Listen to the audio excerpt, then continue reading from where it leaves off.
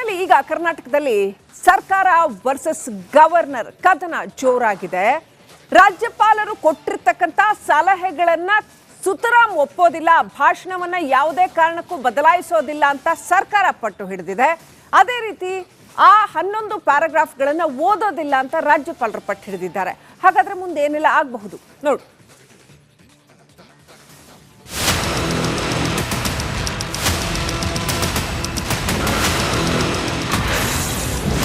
ಸಿದ್ದರಾಮಯ್ಯ ಸರ್ಕಾರ ವರ್ಸಸ್ ರಾಜ್ಯಪಾಲರು. ಜಂಟಿ ಅಧಿವೇಶನದಲ್ಲಿ ಭಾಷಣ ಮಾಡಲ್ವಾ ಗವರ್ನರ್?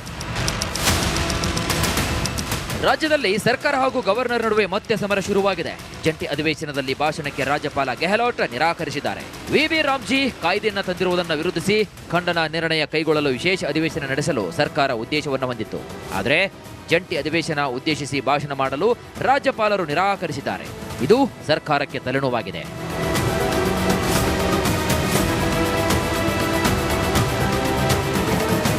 ಗವರ್ನರ್ ಭಾಷಣ ಮಾಡಲು ನಿರಾಕರಿಸ್ತಾ ಇದ್ದಂತೆ ಸರ್ಕಾರದ ನಿಯೋಗ ಲೋಕಭವನಕ್ಕೆ ಭೇಟಿ ನೀಡಿತು. ರಾಜ್ಯಪಾಲರನ್ನ ಮನವೊಲಿಕೆಗೆ ಕಾನೂನು ಸಚಿವ ಎಚ್.ಕೆ. ಪಾಟೀಲ್ ನೇತೃತ್ವದ ನಿಯೋಗ ಕಸರತ್ತು ನಡೆಸಿತು. ಆದರೆ ಯಾವುದೇ ಪ್ರಯೋಜನವಾಗಲಿಲ್ಲ.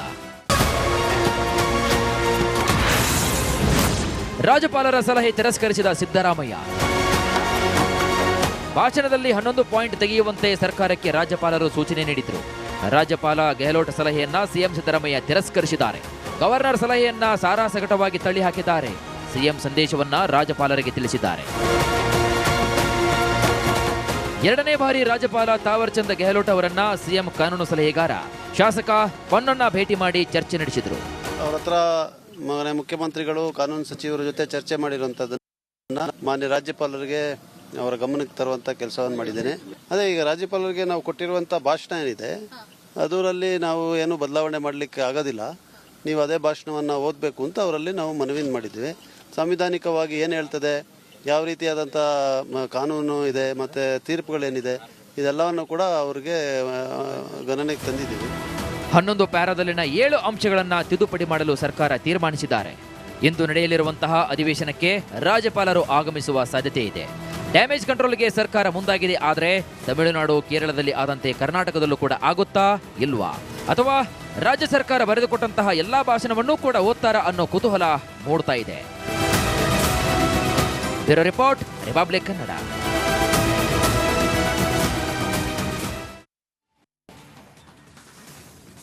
ಒಟ್ಟಿನಲ್ಲಿ ಈಗ ಕರ್ನಾಟಕದಲ್ಲಿ ಸರ್ಕಾರ ವರ್ಸಸ್ ಗವರ್ನರ್ ಕದನ ಜೋರಾಗಿದೆ. ರಾಜ್ಯಪಾಲರು ಕೊಟ್ಟಿರ್ತಕ್ಕಂಥ ಸಲಹೆಗಳನ್ನ ಸುತರಾಂ ಒಪ್ಪೋದಿಲ್ಲ, ಭಾಷಣವನ್ನ ಯಾವುದೇ ಕಾರಣಕ್ಕೂ ಬದಲಾಯಿಸೋದಿಲ್ಲ ಅಂತ ಸರ್ಕಾರ ಪಟ್ಟು ಹಿಡಿದಿದೆ. ಅದೇ ರೀತಿ ಆ 11 ಪ್ಯಾರಾಗ್ರಾಫ್ಗಳನ್ನು ಓದೋದಿಲ್ಲ ಅಂತ ರಾಜ್ಯಪಾಲರು ಪಟ್ಟು ಹಿಡಿದಿದ್ದಾರೆ. ಹಾಗಾದ್ರೆ ಮುಂದೆ ಏನೆಲ್ಲ ಆಗಬಹುದು ನೋಡು.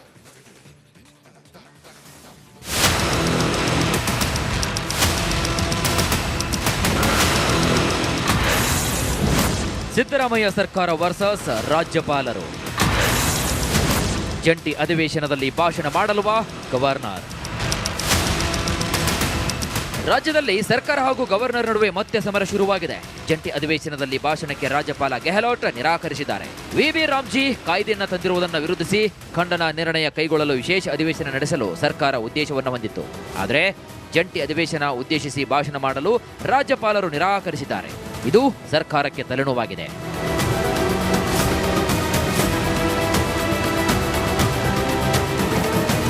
ಗವರ್ನರ್ ಭಾಷಣ ಮಾಡಲು ನಿರಾಕರಿಸ್ತಾ ಇದ್ದಂತೆ ಸರ್ಕಾರದ ನಿಯೋಗ ಲೋಕಭವನಕ್ಕೆ ಭೇಟಿ ನೀಡಿತು.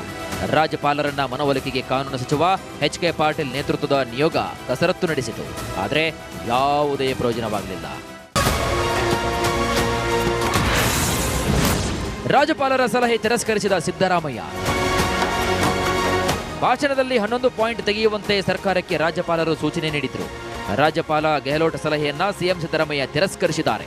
ಗವರ್ನರ್ ಸಲಹೆಯನ್ನ ಸಾರಾಸಗಟವಾಗಿ ತಳ್ಳಿ ಹಾಕಿದ್ದಾರೆ. ಸಿಎಂ ಸಂದೇಶವನ್ನ ರಾಜ್ಯಪಾಲರಿಗೆ ತಿಳಿಸಿದ್ದಾರೆ. ಎರಡನೇ ಬಾರಿ ರಾಜ್ಯಪಾಲ ತಾವರ್ಚಂದ್ ಗೆಹ್ಲೋಟ್ ಅವರನ್ನ ಸಿಎಂ ಕಾನೂನು ಸಲಹೆಗಾರ ಶಾಸಕ ಪೊನ್ನಣ್ಣ ಭೇಟಿ ಮಾಡಿ ಚರ್ಚೆ ನಡೆಸಿದರು.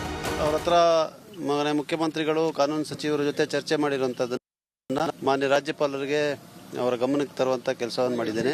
ಅದೇ ಈಗ ರಾಜ್ಯಪಾಲರಿಗೆ ನಾವು ಕೊಟ್ಟಿರುವಂತ ಭಾಷಣ ಏನಿದೆ ಅದರಲ್ಲಿ ನಾವು ಏನು ಬದಲಾವಣೆ ಮಾಡಲಿಕ್ಕೆ ಆಗೋದಿಲ್ಲ.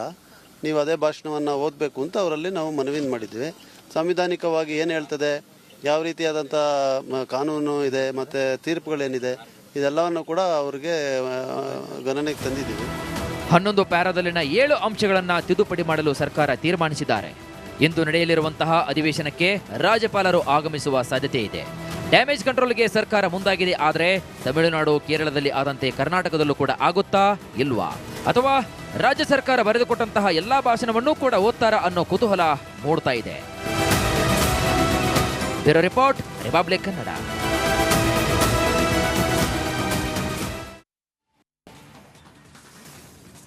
ಒಟ್ಟಿನಲ್ಲಿ ಈಗ ಕರ್ನಾಟಕದಲ್ಲಿ ಸರ್ಕಾರ ವರ್ಸಸ್ ಗವರ್ನರ್ ಕದನ ಜೋರಾಗಿದೆ. ರಾಜ್ಯಪಾಲರು ಕೊಟ್ಟಿರ್ತಕ್ಕಂಥ ಸಲಹೆಗಳನ್ನ ಸುತರಾಂ ಒಪ್ಪೋದಿಲ್ಲ, ಭಾಷಣವನ್ನ ಯಾವುದೇ ಕಾರಣಕ್ಕೂ ಬದಲಾಯಿಸೋದಿಲ್ಲ ಅಂತ ಸರ್ಕಾರ ಪಟ್ಟು ಹಿಡಿದಿದೆ. ಅದೇ ರೀತಿ ಆ 11 ಪ್ಯಾರಾಗ್ರಾಫ್ಗಳನ್ನ ಓದೋದಿಲ್ಲ ಅಂತ ರಾಜ್ಯಪಾಲರು ಪಟ್ಟು ಹಿಡಿದಿದ್ದಾರೆ. ಹಾಗಾದ್ರೆ ಮುಂದೆ ಏನೆಲ್ಲ ಆಗಬಹುದು ನೋಡು.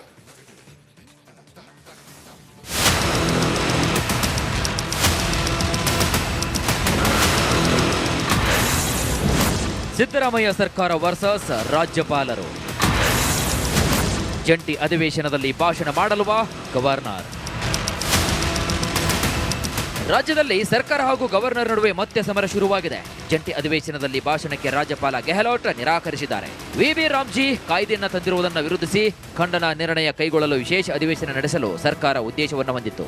ಆದರೆ ಜಂಟಿ ಅಧಿವೇಶನ ಉದ್ದೇಶಿಸಿ ಭಾಷಣ ಮಾಡಲು ರಾಜ್ಯಪಾಲರು ನಿರಾಕರಿಸಿದ್ದಾರೆ. ಇದು ಸರ್ಕಾರಕ್ಕೆ ತಲೆನೋವಾಗಿದೆ.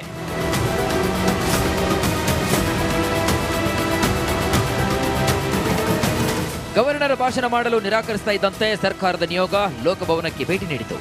ರಾಜ್ಯಪಾಲರನ್ನ ಮನವೊಲಿಕೆಗೆ ಕಾನೂನು ಸಚಿವ ಎಚ್.ಕೆ. ಪಾಟೀಲ್ ನೇತೃತ್ವದ ನಿಯೋಗ ಕಸರತ್ತು ನಡೆಸಿತು. ಆದರೆ ಯಾವುದೇ ಪ್ರಯೋಜನವಾಗಲಿಲ್ಲ. ರಾಜ್ಯಪಾಲರ ಸಲಹೆ ತಿರಸ್ಕರಿಸಿದ ಸಿದ್ದರಾಮಯ್ಯ. ಭಾಷಣದಲ್ಲಿ 11 ಪಾಯಿಂಟ್ ತೆಗೆಯುವಂತೆ ಸರ್ಕಾರಕ್ಕೆ ರಾಜ್ಯಪಾಲರು ಸೂಚನೆ ನೀಡಿದ್ರು. ರಾಜ್ಯಪಾಲ ಗೆಹ್ಲೋಟ್ ಸಲಹೆಯನ್ನ ಸಿಎಂ ಸಿದ್ದರಾಮಯ್ಯ ತಿರಸ್ಕರಿಸಿದ್ದಾರೆ. ಗವರ್ನರ್ ಸಲಹೆಯನ್ನ ಸಾರಾಸಗಟವಾಗಿ ತಳ್ಳಿ ಹಾಕಿದ್ದಾರೆ. ಸಿಎಂ ಸಂದೇಶವನ್ನ ರಾಜ್ಯಪಾಲರಿಗೆ ತಿಳಿಸಿದ್ದಾರೆ. 2ನೇ ಬಾರಿ ರಾಜ್ಯಪಾಲ ತಾವರ್ ಚಂದ್ ಗೆಹ್ಲೋಟ್ ಅವರನ್ನ ಸಿಎಂ ಕಾನೂನು ಸಲಹೆಗಾರ ಶಾಸಕ ಪೊನ್ನಣ್ಣ ಭೇಟಿ ಮಾಡಿ ಚರ್ಚೆ ನಡೆಸಿದ್ರು. ಅವ್ರ ಹತ್ರ ಮುಖ್ಯಮಂತ್ರಿಗಳು ಕಾನೂನು ಸಚಿವರ ಜೊತೆ ಚರ್ಚೆ ಮಾಡಿರುವಂಥದ್ದನ್ನ ಮಾನ್ಯ ರಾಜ್ಯಪಾಲರಿಗೆ ಅವರ ಗಮನಕ್ಕೆ ತರುವಂಥ ಕೆಲಸವನ್ನು ಮಾಡಿದ್ದೇನೆ. ಅದೇ ಈಗ ರಾಜ್ಯಪಾಲರಿಗೆ ನಾವು ಕೊಟ್ಟಿರುವಂಥ ಭಾಷಣ ಏನಿದೆ ಅದರಲ್ಲಿ ನಾವು ಏನು ಬದಲಾವಣೆ ಮಾಡಲಿಕ್ಕೆ ಆಗೋದಿಲ್ಲ, ನೀವು ಅದೇ ಭಾಷಣವನ್ನು ಓದಬೇಕು ಅಂತ ಅವರಲ್ಲಿ ನಾವು ಮನವಿ ಮಾಡಿದ್ವಿ. ಸಾಂವಿಧಾನಿಕವಾಗಿ ಏನು ಹೇಳ್ತದೆ, ಯಾವ ರೀತಿಯಾದಂಥ ಕಾನೂನು ಇದೆ ಮತ್ತು ತೀರ್ಪುಗಳೇನಿದೆ ಇದೆಲ್ಲವನ್ನು ಕೂಡ ಅವ್ರಿಗೆ ಗಣನೆಗೆ ತಂದಿದ್ದೀವಿ. 11 ಪ್ಯಾರಾದಲ್ಲಿನ 7 ಅಂಶಗಳನ್ನು ತಿದ್ದುಪಡಿ ಮಾಡಲು ಸರ್ಕಾರ ತೀರ್ಮಾನಿಸಿದ್ದಾರೆ. ಇಂದು ನಡೆಯಲಿರುವಂತಹ ಅಧಿವೇಶನಕ್ಕೆ ರಾಜ್ಯಪಾಲರು ಆಗಮಿಸುವ ಸಾಧ್ಯತೆ ಇದೆ. ಡ್ಯಾಮೇಜ್ ಕಂಟ್ರೋಲ್ಗೆ ಸರ್ಕಾರ ಮುಂದಾಗಿದೆ. ಆದರೆ ತಮಿಳುನಾಡು, ಕೇರಳದಲ್ಲಿ ಆದಂತೆ ಕರ್ನಾಟಕದಲ್ಲೂ ಕೂಡ ಆಗುತ್ತಾ ಇಲ್ವಾ? ಅಥವಾ ರಾಜ್ಯ ಸರ್ಕಾರ ಬರೆದುಕೊಟ್ಟಂತಹ ಎಲ್ಲಾ ಭಾಷಣವನ್ನೂ ಕೂಡ ಓದ್ತಾರಾ ಅನ್ನೋ ಕುತೂಹಲ ಮೂಡ್ತಾ ಇದೆ. Bureau report, republic Kannada.